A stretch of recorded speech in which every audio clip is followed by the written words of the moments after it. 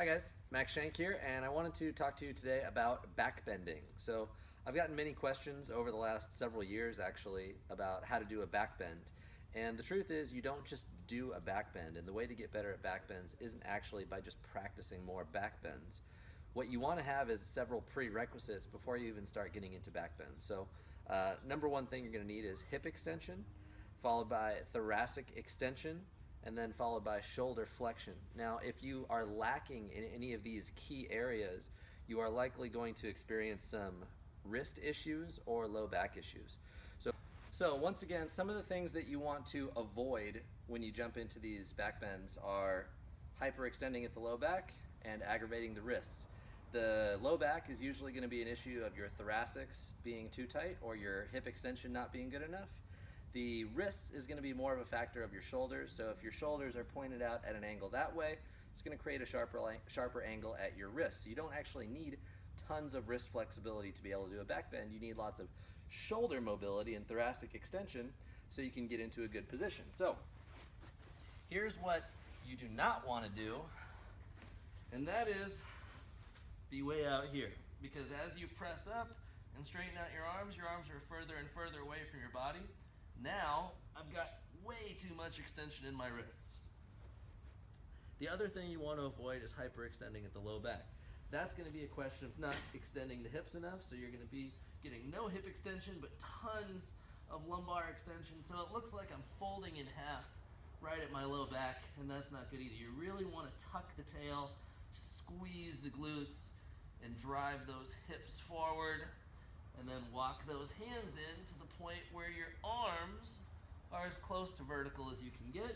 If you can't get vertical, it's actually better to just bend your elbows so you take some of the pressure off your wrists before you're ready to jump into that full, nice deep back bend.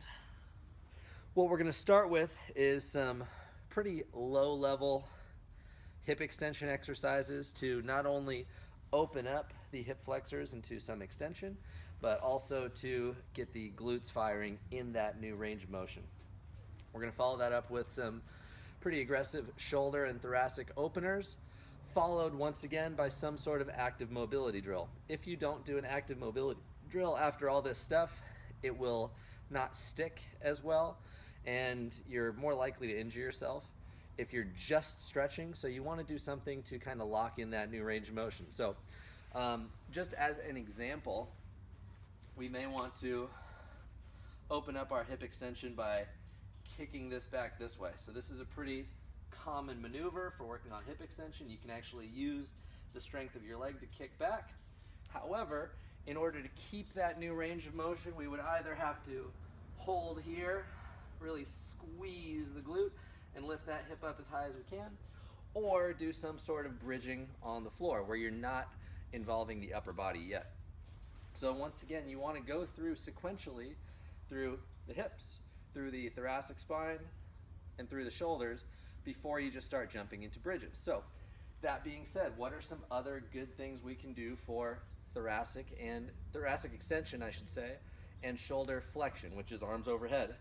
One very good option is to start in something as simple as a downward dog pose.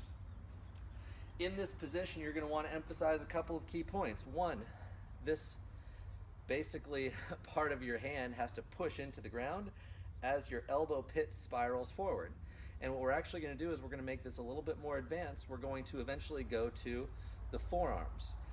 If you keep the forearms parallel to each other like this, it's going to keep your shoulder in some bit of external rotation. So what you'll find happening is when people go down to there, they want to do like planks like this. I want you guys to stay completely parallel here, push down, pronate through the wrist, and I want you to get that extension as best you can. So I'll show you what that looks like. I'm going to get back nice and deep into my downward dog pose. And hell, this is another good opportunity to work on some hip extension here. I want you to think about pushing the chest toward the knees and deep belly breathing. From here, we're going to come down to the forearms. You may want to actually use a yoga block between your elbows and your hands so you keep the distance the same. But same idea here. And you're going to push yourself back. So elbows in, hands out.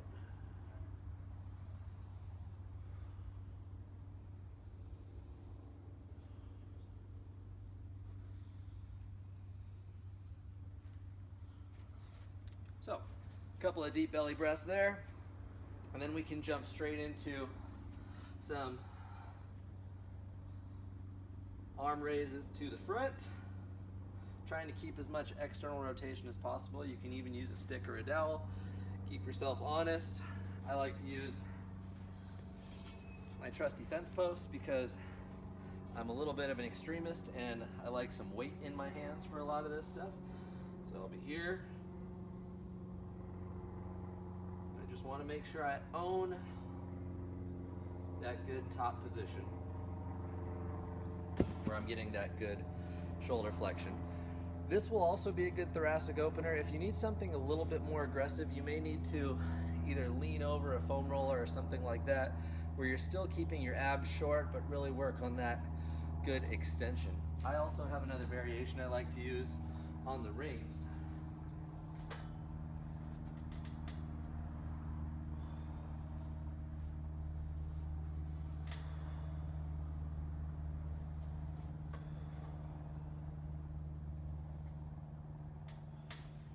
Show you from the other angle.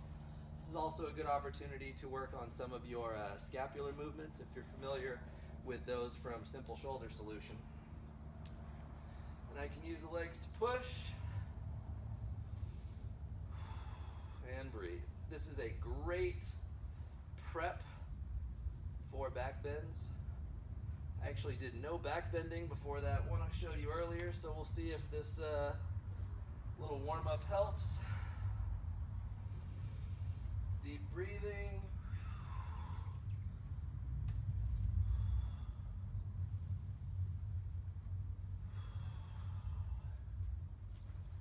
And then one of my favorite little 1-2 punches for the back bend is to go into this position here, kicking myself out and away, opening up the hips into extension, working on some spinal extension as well.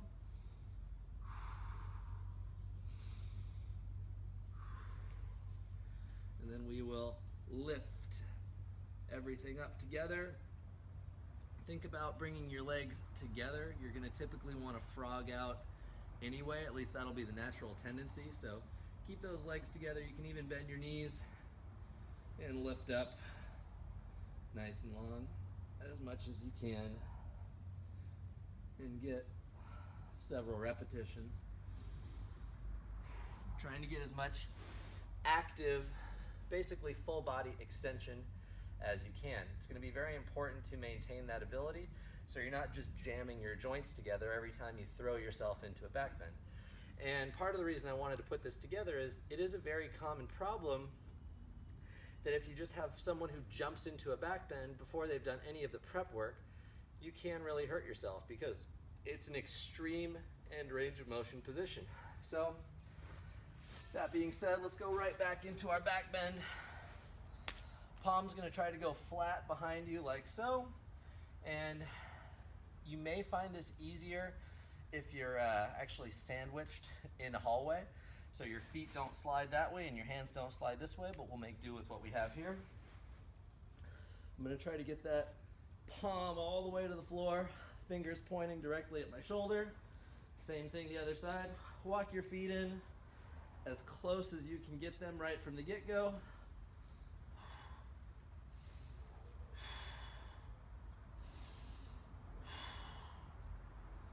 Shake loose the tension from your neck.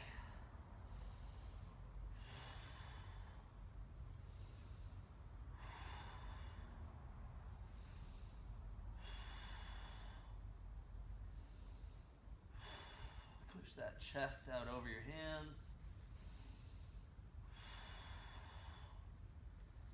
And from here, you can start to work on some weight transfers. Shoulder taps, and really just own that position. All right, So hopefully that was just a little bit of a taste on some things you might want to do before engaging in backbends, and then also some ideas for prep work. If you have any questions, just let me know. I would be happy to clarify further. And take care of those spines. Thanks.